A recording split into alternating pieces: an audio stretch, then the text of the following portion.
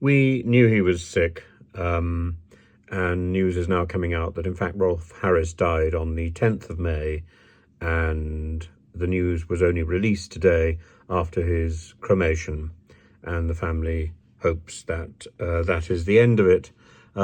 He was convicted in 2014. He served time in prison. He was disgraced. There was a rumor that he had neck cancer and that he was unable to talk. There's a series of photographs which have been released from January where he is sitting playing the didgeridoo and with his wife, but he's now been laid to rest in a private ceremony, and I have an awful feeling that the songs which he made so famous in the 1960s, Tie Me Kangaroo Down, Sport, the Court of King Caractacus, Jake the Pake, and so on, will all now be forgotten.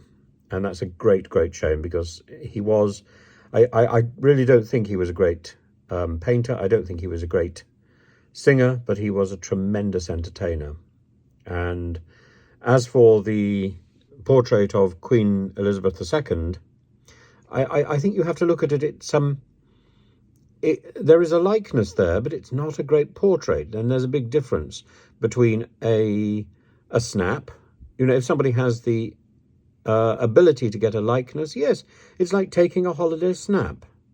A portrait is about seeing inside the soul of the individual who is captured. It's about capturing a moment in time that has significance. I don't think the portrait of the Queen had any great significance other than being the MacGuffin that lay at the centre of an extremely entertaining television programme. And when you think that that his honours, his various honours, his OBE, CBE, MBE, were all stripped from him, and that and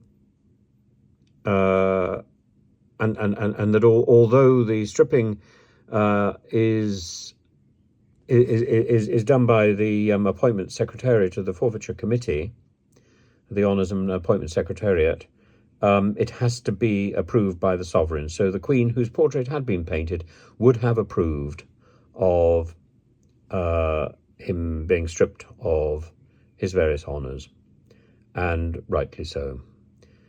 He died in his £5 million home in the village of Bray in Berkshire, and his solicitors have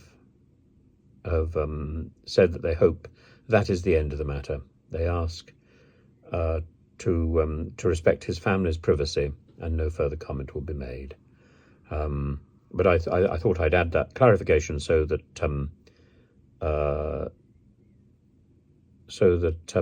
there isn't any doubt that Rolf Harris died earlier this month.